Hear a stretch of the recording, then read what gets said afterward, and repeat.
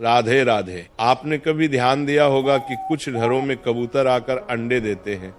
वो चुपचाप एक कोना ढूंढते हैं, वहां घोंसला बनाते हैं और फिर 2 छोटे छोटे अंडे उसमें रख देते हैं। कई लोग इसे एक सामान्य बात मानते हैं, लेकिन क्या आपने कभी सोचा है कि इसका असर उस घर पर क्या होता है? क्या ये अच्छा संकेत है या बुरा? क्या इससे घर में बरकत आती है या गरीबी का असर पड़ता है? क्या कबूतर का अंडा देना सिर्फ एक पक्षी की प्रक्रिया है या इसके पीछे कोई गहरा रहस्य छुपा हुआ है? आज की इस प्रवचन में हम आपको बताएंगे कि जी घर में कबूतर अंडे देते हैं, उस घर के जीवन में क्या बदलाव आते हैं। लेकिन ये जवाब मैं आपको सीधे नहीं दूंगा, क्योंकि हर उत्तर की गहराई होती है और वह गहराई तभी समझ में आती है जब हम उसे किसी अनुभव, किसी कथा या किसी उदाहरण के माध्यम से जाने। कई लोग कहते हैं कि कबूतर का अंडा देना शुभ होता है, तो कुछ लोग कहते हैं कि यह शुभ है। कुछ लोग मानते हैं कि कबूतर शांति का प्रतीक होता है और अगर वो आपके घर में अंडे देता है तो शांति आती है। तो वहीं कुछ लोग डर जाते हैं और सोचते हैं कि कहीं ये किसी समस्या या संकट का संकेत तो नहीं। आप सभी ने देखा होगा कि जहां कबूतर अंडे देते हैं वहां कुछ दिनों तक वे रोज जाते हैं, अपने अंडों की देखभाल करते हैं और फिर एक दिन अंडे से बच्चे निकल आते हैं। ये बच्चे कुछ समय बाद उड़ जाते हैं। लेकिन क्या आपने कभी ये सोचा है कि इस बीच घर के लोगों के जीवन में क्या घट रहा होता है?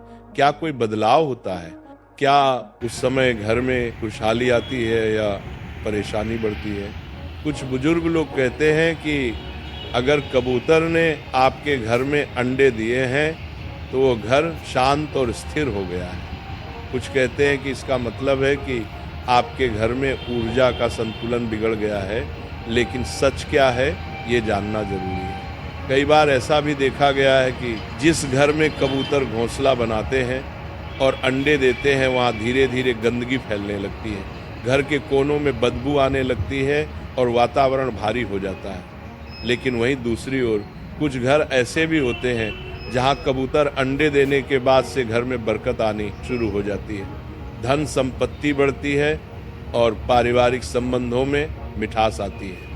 तो अब सवाल ये उठता है कि दोनों बातों में से कौन सी सच्ची है? क्या ये सब मन का वहम है या वास्तु और ज्योतिष से जुड़ा कोई गहरा रहस्य? आपने कभी सोचा है कि कबूतर को ही ऐसा पक्षी क्यों माना गया जो घर में आकर अंडे देता है? आखिर वह जंगल में भी तो रह सकता है, पेड़ों पर भी घोंसला बना सकता है, फिर वह इंसानों के घरों को क्यों चुनता है? क्या यह सिर्फ संयोग है या इसके पीछे कोई अदृश्य संकेत छुपा हुआ है?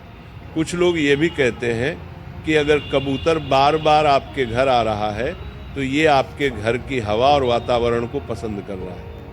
इसका मतलब है कि घर की तरंगे, घर की ऊर्जा सकारात्मक है। लेकिन जब वही कबूतर अंडे देकर चला जाता है और उसके बाद घर में लगातार परेशानी आने लगे तो मन में शंका पैदा होती है।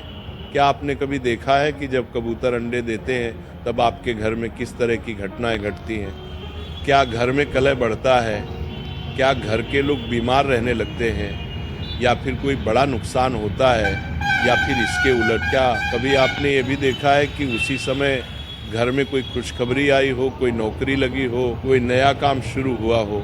ये सारे सवाल आपको सोचने पर मजबूर कर देंगे कि कबूतर का अंडा देना सिर्फ एक सामान्य बात नहीं है, इसके पीछे कुछ है जो हम सबको समझना होगा। और इसलिए एक बार की बात है, हिमालय की ऊंचाइयों पर स्थित शांत और दिव्य कैलाश पर्वत पर भगवान शिव गहरी तपस्या में लीन थे।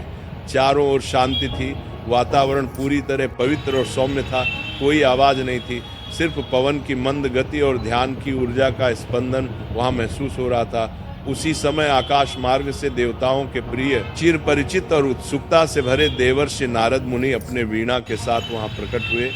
वे हर युग में हर लोक में भ्रमण करते हैं और जहां कहीं उन्हें कोई रहस्य, कोई बात या कोई जिज्ञासा मिलती है वहां वे बिना देर किए पहुंच जाते हैं। और आज उनकी ये जिज्ञासा उन्हें सीधे कैलाश पर्वत तक ले आई थी। नारद जी भगवान शिव के चरणों में झुके और बड़े आदर से बोले, जय शिव शंभु, नम शंभु भगवान। आप साक्षात ज्ञान और सत्य के स्वरूप हैं। आज मैं एक बहुत विशेष प्रश्न लेकर आपके पास आया। भगवान शिव ने धीरे धीरे नेत्र खोले। उन्होंने नारद जी की ओर देखा और शांत स्वर में कहा, देवर्षि आपका स्वागत है, कहिए आप कौन सी जिज्ञासा लेकर आए हैं। नारद जी बोले, भगवान मैं जब पृथ्वी लोक में भ्रमण कर रहा था तब मैंने अनेक घरों में एक विशेष बात देखी।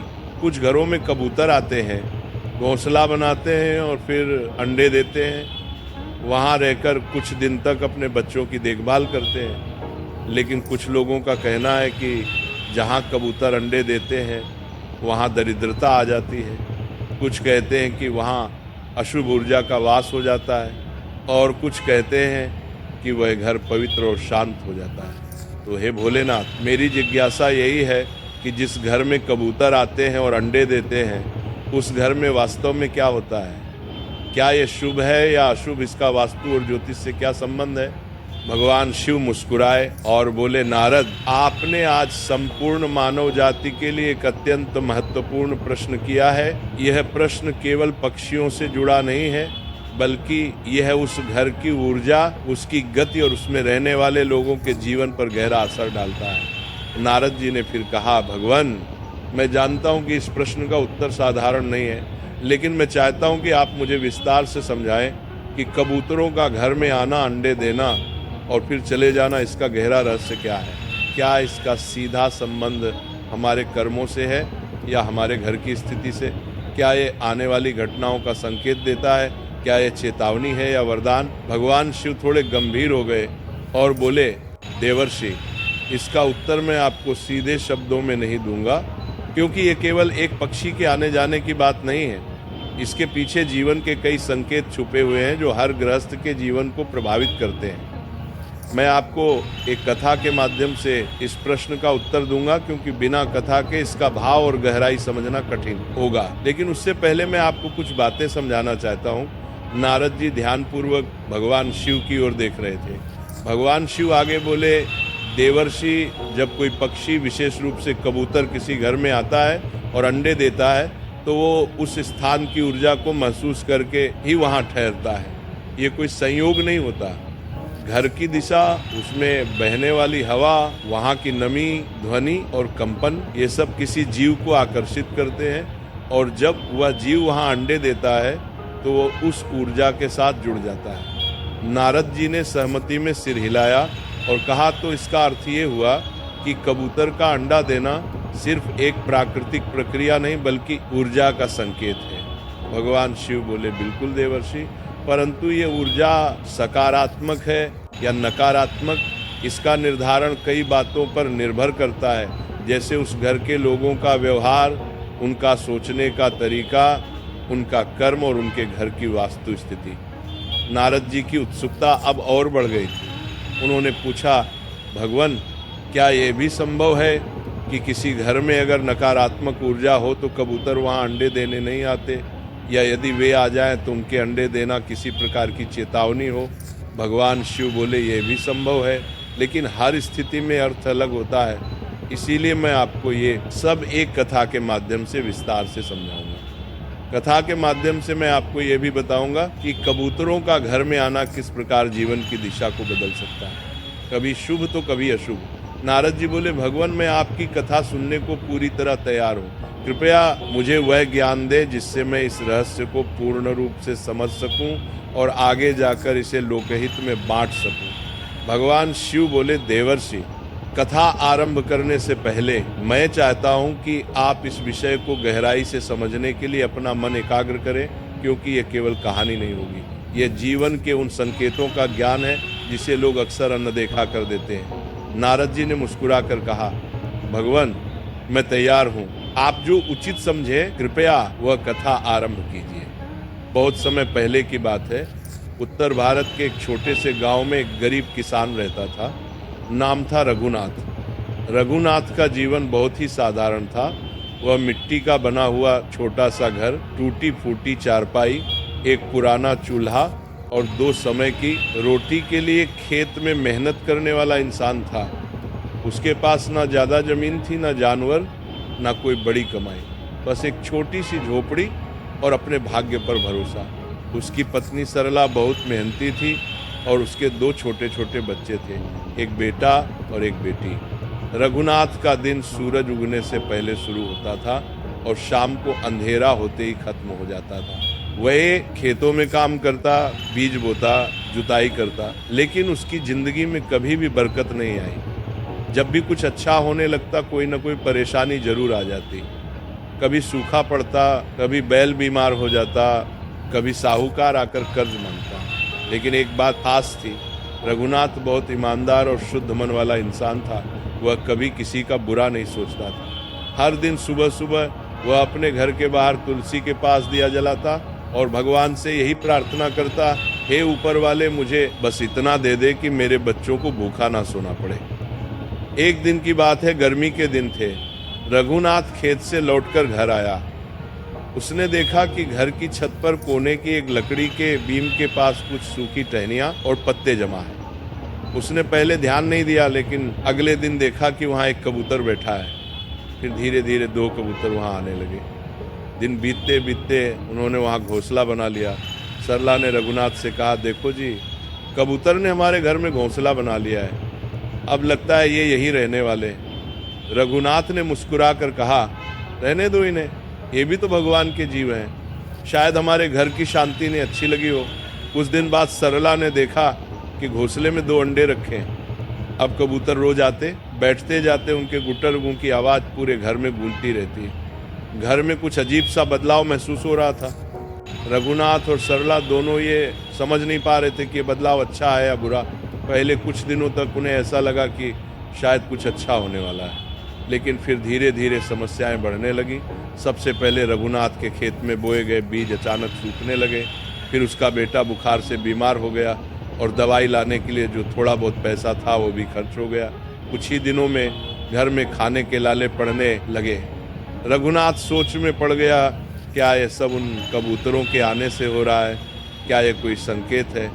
लेकिन उसके माँ ने कहा, नहीं, ये तो बस संयोग है। कबूतर क्या करेंगे किसी का बुरा, ये तो शांति के प्रतीक है।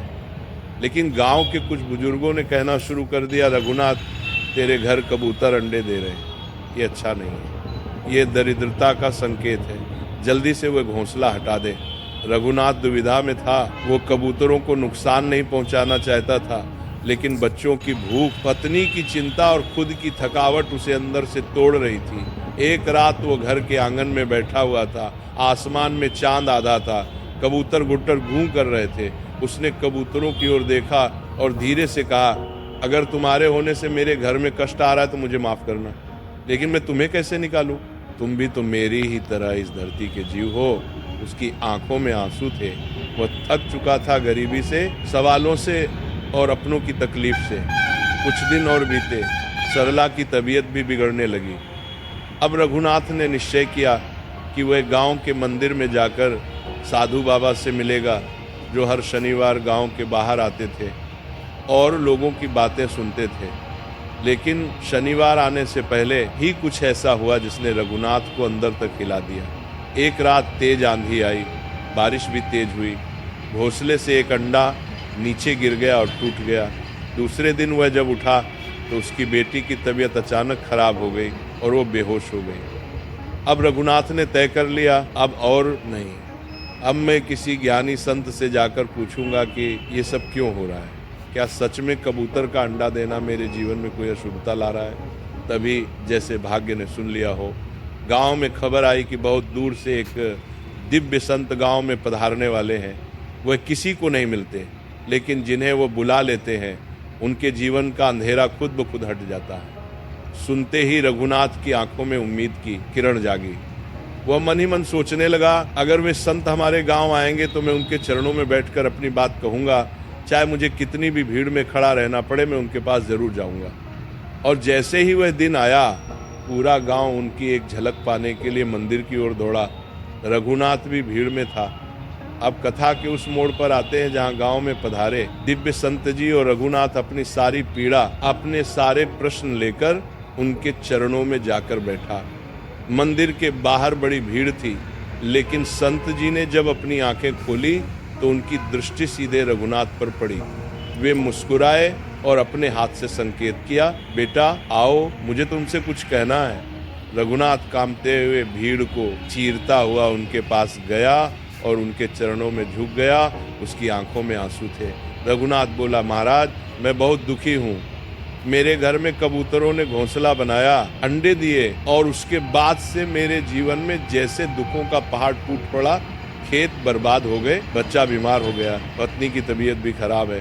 कुछ लोग कहते हैं कि कबूतर का अंडा देना अशुभ होता है, लेकिन मैं समझ नहीं पा रहा कि सच क्या है। कृपा करके मुझे मार्ग दिखाइए। संत जी ने उसकी बात ध्यान से सुनी, फिर शांत स्वर में बोले, बेटा ये प्रश्न सिर्फ तुम्हारा नहीं है, ये प्रश्न तो आज हर उस व्यक्ति का है जिसके घर में कोई पक्षी, खासकर कबूतर आकर अंडा देता है। लोग बिना सोचे समझे उसे शुभ या अशुभ मान लेते हैं, लेकिन सच्चाई इससे कहीं गहरी है। सुनो ध्यान से, मैं तुम्हें 3 बातों के माध्यम से इसका उत्तर दूंगा। सबसे पहली बात ये समझो कि जो बातें समाज में फैली हैं वे हमेशा पूरी तरह सही नहीं होती। कोई कहे कि कबूतर का अंडा अशुभ है तो कोई कहे शुभ है, लेकिन दोनों ही बातों के पीछे पूरा सत्य नहीं होता। कई बार हम किसी एक घटना को देखकर किसी पूरे विषय पर निर्णय ले लेते हैं। जैसे किसी के घर में कबूतर अंडे देने के बाद बुरा समय आ गया तो वो कहता है कि ये अशुभ है, लेकिन क्या उसने कभी ये देखा कि क्या वो बुरा समय पहले से आ रहा था? क्या उसके घर में पहले ही कुछ गलतियां हो रही थी? क्या उसके कर्म, उसका स्वभाव या उसका व्यवहार पहले से ही गड़बड़ था? लोग एक ही बात को बार बार दोहराकर उसे सच मान लेते हैं, यही आधा सत्य है। इसलिए बेटा ना तो तुरंत डर जाना और ना ही बिना सोचे उसे भाग्य मान लेना। दूसरी बात जो सबसे जरूरी है, जब कोई पक्षी, खासकर कबूतर तुम्हारे घर में अंडे देता है तो वो कोई संकेत दे रहा होता है। वो पक्षी बिना कारण के नहीं आता, वो तुम्हारे घर की हवा, शांति और ऊर्जा को महसूस करता है। अगर घर में सुकून होता है तो वो वहीं घोंसला बनाता है, लेकिन अगर घर में नमी है, गंदगी है, अकेलापन है, टूटी फूटी जगह है तो वहाँ भी वो आता है, क्योंकि उसे लगता है कि यहाँ कोई उसे नहीं रोकेगा। अब सोचो तुम्हारे घर में ऐसा क्या था कि कबूतर आया? क्या वह तुम्हारे घर की सकारात्मक ऊर्जा से खींच कर आया, या फिर उसे लगा कि ये घर खालीपन में डूबा हुआ है? ये समझना जरूरी है।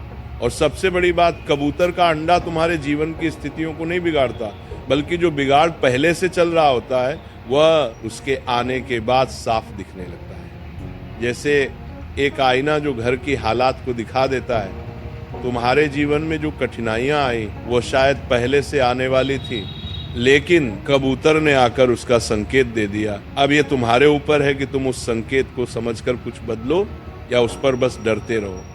अब तीसरी और सबसे जरूरी बात सुनो बेटा, डरने की नहीं, समझने की जरूरत है। कबूतर बुरा नहीं होता, उसका अंडा देना भी बुरा नहीं होता, लेकिन अगर तुम्हारे घर में पहले से कोई परेशानी है तो वो बढ़कर सामने आ सकती है।